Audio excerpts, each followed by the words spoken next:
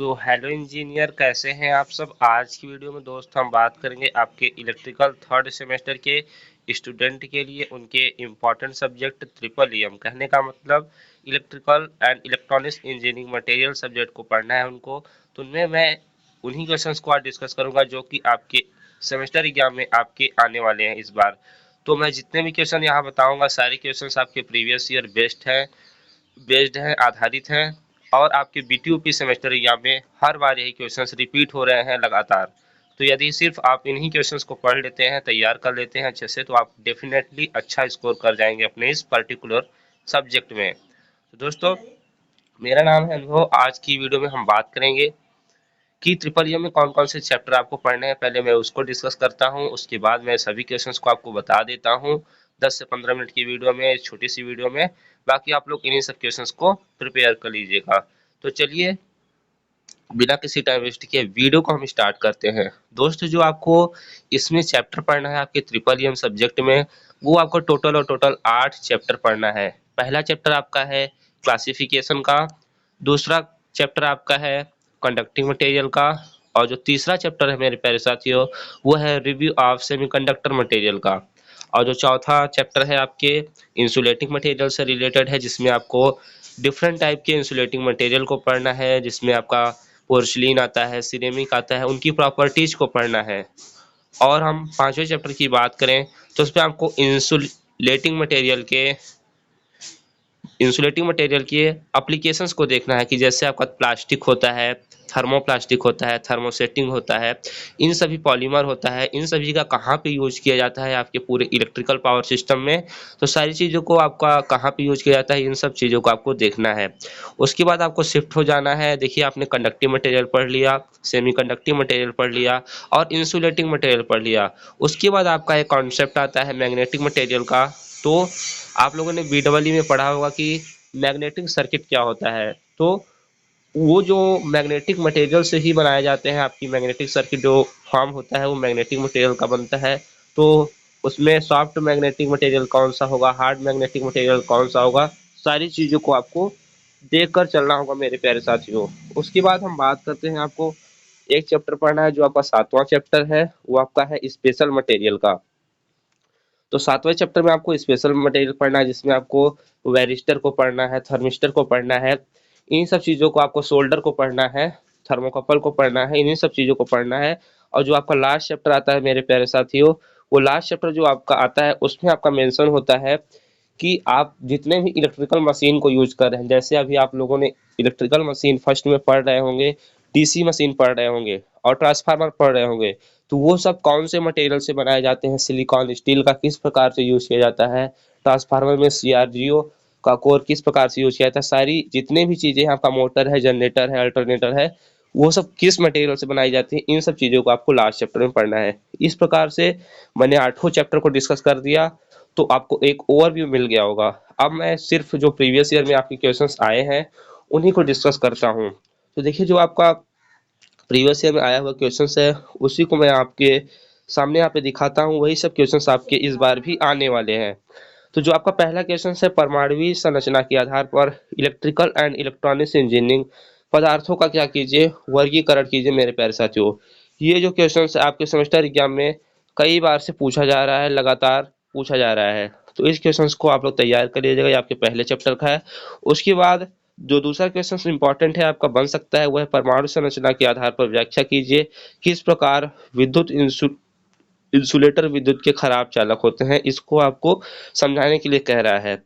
और आपका जो नेक्स्ट क्वेश्चन है, तार का प्रतिरोध किन घटकों पर निर्भर करता है, यह भी क्वेश्चन आपके प्रीवियस ईयर में रिपीट किया गया है। तो इसको तो आप लोग जानते ही हैं कि rho equal to R into L upon A होता है, R R equal to rho into L upon A होता है। तो इसी से फैक्टर से आप इनकी डिपेंडेंसी निकाल सकते हैं, निर्भरता निकाल सकते हैं। उसके बाद पीतल मटेरियल के बारे में पूछा जा रहा है, तो पीतल के बारे में पढ़ लीजिएगा, इसका क्या प्रॉपर्टी होता है, कितना इसका मेल्टिंग पॉइंट होता है, रेजिस्टिविटी कितना होता है, सारी चीज़ों को पढ़ लीजिएगा। और इसकी एप्लीकेशंस को देख लीजिएगा कि पीतल का उपयोग आपके, देखिए जो यहाँ पे उपयोग लिखना है, जैसे पीतल के बर्तन भी आते हैं, तो ऐसा नहीं है कि आपको पेपर में लिख देना है कि इन सब चीज़ों में प्रयोग, आपको अपने इलेक्ट्रिकल के प्रोस्पेक्टिव से ही लिखना है कि पीतल का उपयोग आपके स्विच में किया जाता है, और सही कई एप्लीकेशंस में किया जाता है।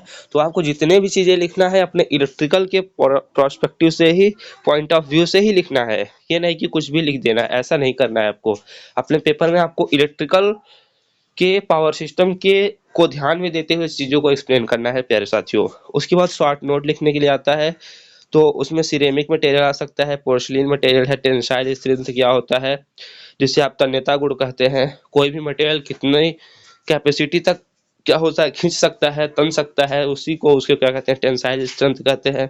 वेदर एबिलिटी क्या होता है, जिसे मौसम योग्यता कहते हैं, कि कोई सा मटेरियल है उसमें मौसम का क्या क्या प्रभाव पड़ेगा, नमी का क्या प्रभाव पड़ेगा, जल का क्या प्रभाव पड़ेगा, इसी एबिलिटी को वेदर एबिलिटी कहते हैं।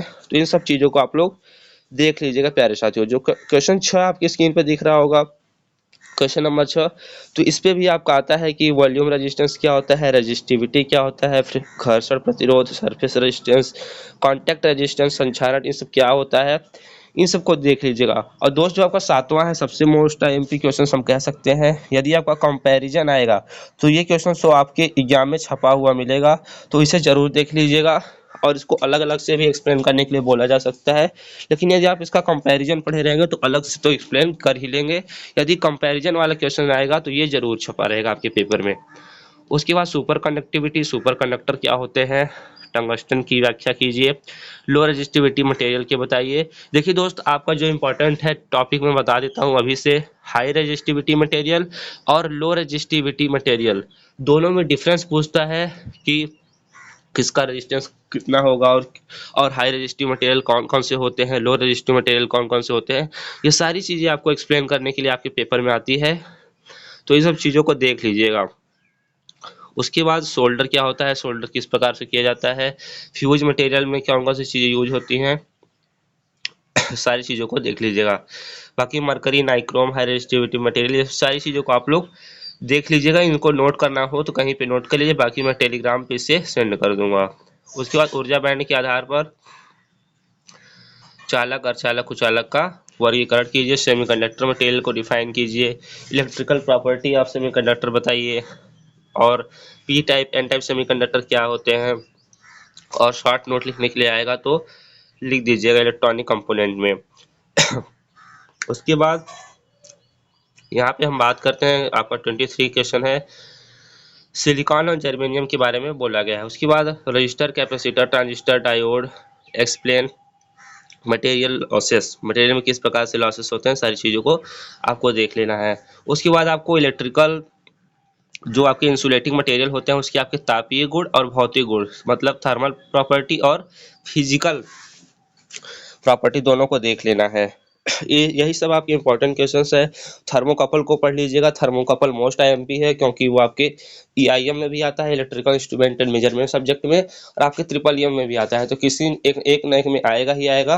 तो आप लोग थर्मोकपल को अच्छे से पढ़ लीजिएगा, और थर्मल इमेजिंग कैमरा को मैंने बताया था पिछली वीडियो में कि उसको भी जरूर देख लीजिएगा।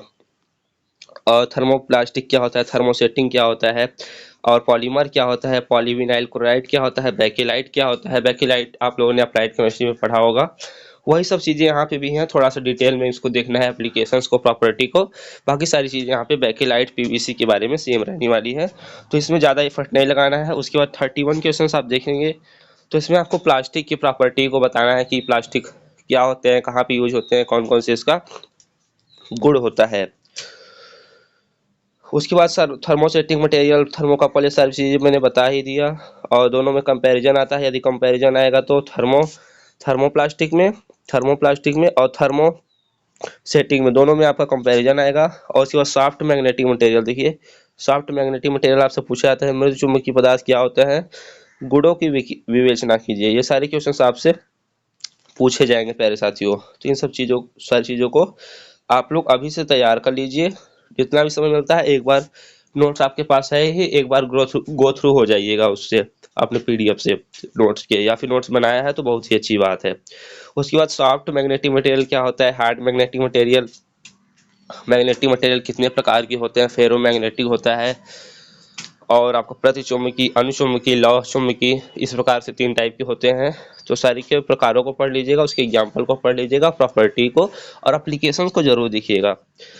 और फेराइड्स क्या होते हैं इसको देख लीजिएगा। High silicon steel and low silicon steel क्या होता है, इस क्वेश्चन को भी आप लोग पढ़ लीजिएगा। और कंप्यूटर में जो मेमोरी होती है उसमें किस प्रकार के सेमीकंडक्टिंग मटेरियल का यूज किया जाता है उसको बताने के लिए यहाँ पे कर रहा है। तो उसमें जो जनरली उसमें यूज किया जाता है सेमी कंडक्टर ही यूज किया जाता है सिलिकॉन जर्मेनियम का। तो इन सब सारी चीज़ों को लिखना है, एक बार इसको भी देख लीजिएगा।